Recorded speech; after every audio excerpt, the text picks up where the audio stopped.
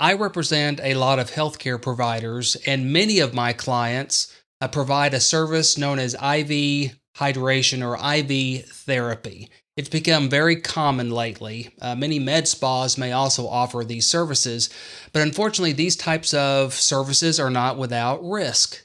In July of 2023, a young mother of four, Jenifer Cleveland, died after having received these types of IVs at a Texas med spa.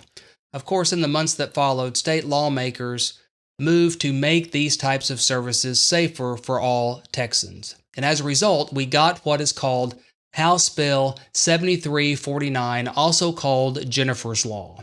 Jenifer's Law was signed by Governor Abbott in June of this year, and it became effective on September 1, 2025. The law sets statewide standards for who may order and administer elective IV therapy in non-facility locations, such as med spas, mobile hydration studios, and in-home settings. It tightens how physician oversight must work when care is delegated to other professionals.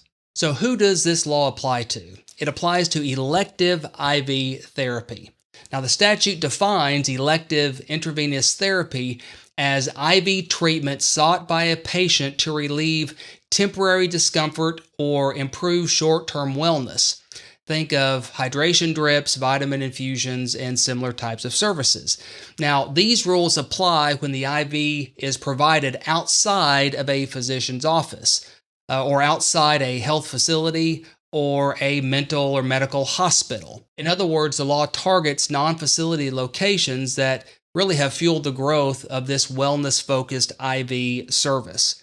Now, I will say that for years, when I set up these types of facilities, I create them as medical practices. I think this is a potentially vague or ambiguous aspect of the law.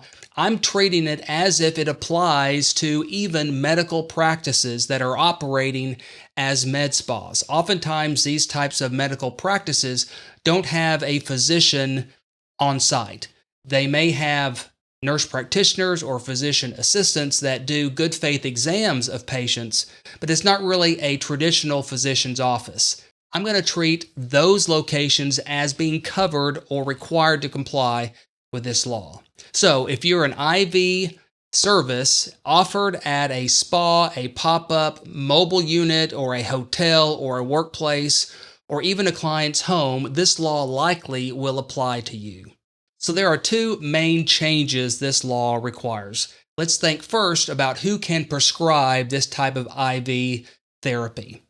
In the past, I've always stated that I think either a physician or a mid-level provider must perform a good faith exam. When I say mid-level provider, I'm talking about a nurse practitioner or a physician assistant, someone authorized to practice medicine in the state of Texas. Those mid-level providers can practice medicine under the supervision of a licensed physician.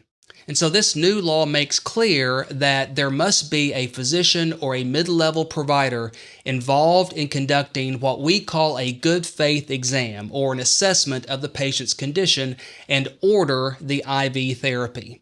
Just because a physician is not personally involved in the good faith exam, the law still requires them to provide adequate physician supervision via a prescriptive authority agreement between the physician and the mid-level provider. A prescriptive authority agreement is just a supervising agreement which dictates the boundaries of what that mid-level provider can perform under the physician's supervision. And so IV therapy clinics must have a physician or a mid-level provider conduct a good faith exam and order the IV therapy. Now the question is, who can administer this elective IV therapy? In the past, the law has allowed any qualified person to administer the IV therapy. Qualified was a function of who the doctor thought was qualified to do so. And typically, it might be a registered nurse, but it could also be someone other than a registered nurse who has gone through requisite training and exhibited to the physician the ability to perform the IV insertion properly. Now, the law requires that IV elective therapy be performed by either the physician or the mid-level providers or a registered nurse. It is no longer appropriate for someone lower in licensure than a registered nurse to provide these IV services, which means it is no longer appropriate for a phlebotomist, for example, or a paramedic working at an IV clinic to provide these insertions. It must be performed by a registered nurse or a mid-level provider or the physician. Another key change is under this idea of adequate physician supervision. I mentioned before that it requires a prescriptive authority agreement, but it doesn't just stop there. The physician must have the requisite training and experience to supervise these types of services. Of course, physicians are qualified to provide medical care, but many of these medical services that are being provided through med spas have some specific requirements, and IV hydration is no different. And so the physician must have the requisite experience and training to supervise the services that the mid-level provider or the registered nurse are providing to patients. Moreover, physicians are expected to provide ongoing oversight, ensure protocols and emergency procedures are in place, and to review the care that is being provided. Typically, under the prescriptive authority agreement, the physician would supervise by reviewing the patient charts or a sample of patient charts for the previous 30 days and have a consultation with the mid-level provider to discuss any ways their medical care can be improved. The supervising physician doesn't have to be physically present at all times, but must be continuously responsible for appropriate oversight. So what does all this mean for med spas or IV clinics or mobile providers? The most immediate changes are operational. Unlicensed staff may not start or administer IV drips in these non-facility settings. New patients need an order or a prescription from a physician or a delegated mid-level provider working under that physician's supervision. The supervising physician must be actively overseeing the care with protocols for screening, emergencies, and communication. And documentation should be appropriate and emphasize the safety screening, the medical history, contraindications, vital signs as appropriate, and demonstrate that the physician is providing some kind of oversight. So what can patients expect? For consumers, the experience should feel more medical and more consistent.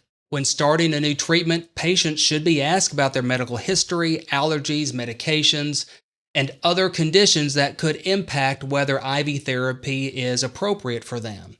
Perhaps they'll have this good faith exam via telehealth with a nurse practitioner or physician assistant, or maybe even the physician themselves. And then a licensed clinician, either a mid-level provider or a registered nurse, will start and manage the IV process. Jenifer's Law brings overdue clarity and safety standards to a really fast-growing area of wellness care. It ensures that a physician is accountable for ordering elective IV therapy and supervising care, and restricts who can administer IVs in those settings. And it requires formal board-registered agreements with mid-level providers who are involved in performing the good faith exams and prescribing the IV solutions.